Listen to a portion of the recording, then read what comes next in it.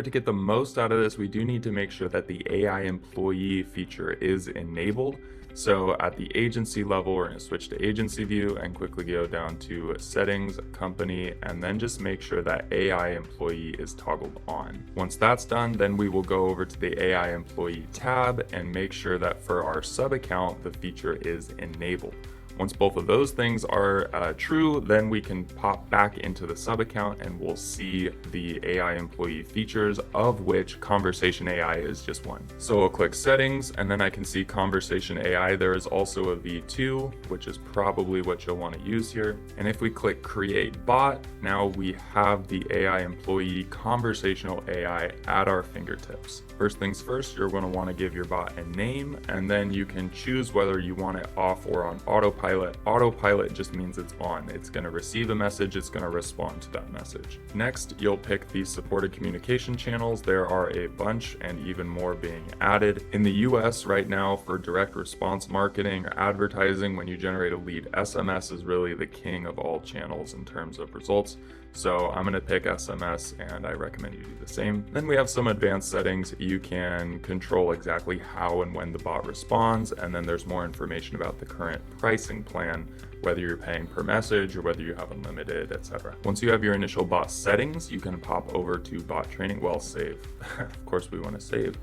And then we can pop over to bot training. Here in bot training, we have a couple really cool fields. The first is the web crawler. This is the simplest way to train a bot on all the information about a particular business that it needs. You can just straight up put a website URL inside of here and then click get data, and it will go crawl that website, kind of pull all of the content from it, read all of the words on every single page associated with that website, and then just store that in its knowledge base. Another common thing to do is to have a Word document, a Google Doc with some FAQs on it or some information about the business that you want the bot to have.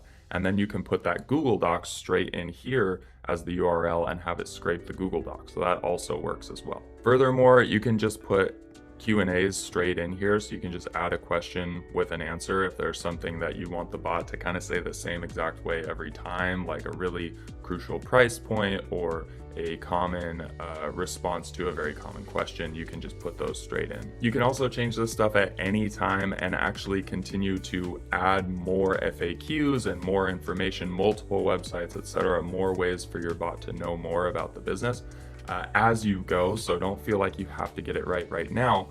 But once you do have a bit of training for your bot or some resource for your bot, you can start to chat with it live. Over here on the right hand side, there's the test your bot function. You can have a little fake live conversation with it. And one of the cool things about not just testing, but this will be live in conversations as well. Once your bot is deployed, you can give a thumbs up or a thumbs down to the bot in real time.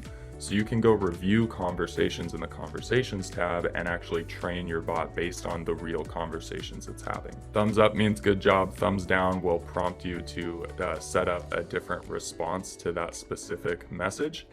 And then the little star icon here will actually pull up the prompt. Speaking of which, we can talk about prompt now. Once your training is set up, or at least functional, minimum viable, initial setup is complete, head over to bot goals, and this is where we have the real prompting that you might be familiar with if you've used ChatGPT or AI in the past. So I'm not going to go super deep on how to write a super robust prompt right now in this video. We've got some great resources, and there are plenty of resources in the community for how to get the most out of a well-trained AI chatbot.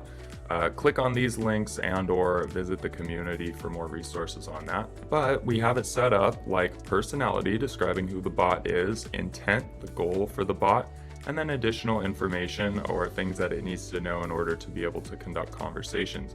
You can add custom values into these fields, and most importantly, you can also set up appointment booking. Now, appointment booking is really sick. You just click on it and then select the calendar that you want to correspond. This is the calendar. The bot will actually read that availability and it will book appointments for you dynamically in conversation. Of course, you don't have to do it this way. You can opt to have the bot just send the appointment booking link and then have the lead schedule themselves in. But I think it's pretty cool to book somebody conversationally, and we've seen that convert a lot better in terms of testing the difference between what happens when we just send a booking link versus when we actually have a conversation with our lead in terms of sales momentum, buyer psychology.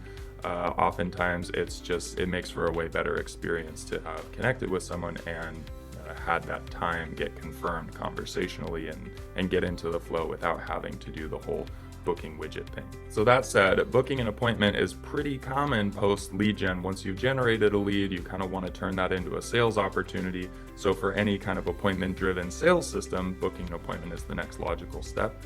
If you do have the appointment booking set up, what you'll see here is this is now blue. It means the appointment booking is turned on. If we want it turned off, we just click it and then click remove, and that will be just fine. Then it will revert.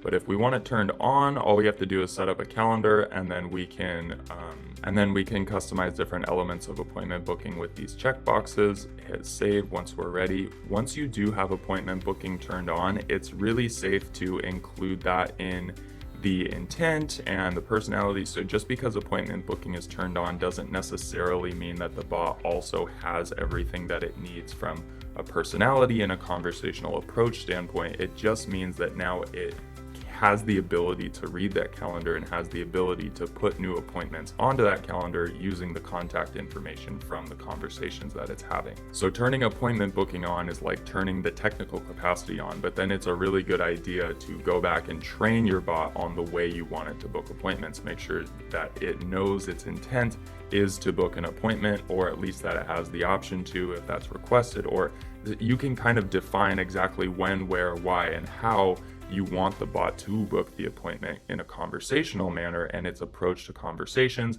Does it want to get an appointment at all costs, and it will focus on appointment setting to the detriment of answering other questions? Or is appointment setting kind of an alternative to its main goal? Or is it an option that it has, but it's not the priority, et cetera, et cetera? All of that stuff is really defined in the prompt. But that's pretty much it. Once you have these three areas dialed in, bot settings, bot training, bot goals, even just an initial setup, you can always change it. You'll probably have a couple opportunities to improve your bot prompting and training, and it'll be a good idea for you to pay attention to stuff so that you can continue to optimize your bot. But just as long as you have an initial setup for these three areas, you can click save, and now it will say bot successfully updated. And click back to all bots. You'll see your bot here. I obviously did not turn mine on, so I will go to edit, select autopilot, hit save, and now once the bot is updated, now we'll see it is live and we're rocking and rolling. Now every SMS that comes in will be handled by my bot according to the way that I've trained it. So this syncs really well with a paid ad strategy, because once you generate a lead, you can have a workflow automate the pipeline organization, the business notifications, and whatever else, as well as the initial welcome message that has the name of the business, the name of the business rep with whom they're speaking, and a conversational question about maybe driving them toward booking an appointment, or just asking them a sales related question to kind of get their journey kicked off, try to promote a response or solicit a response. And now with conversation AI, when we get those responses, we can have the bot then take over.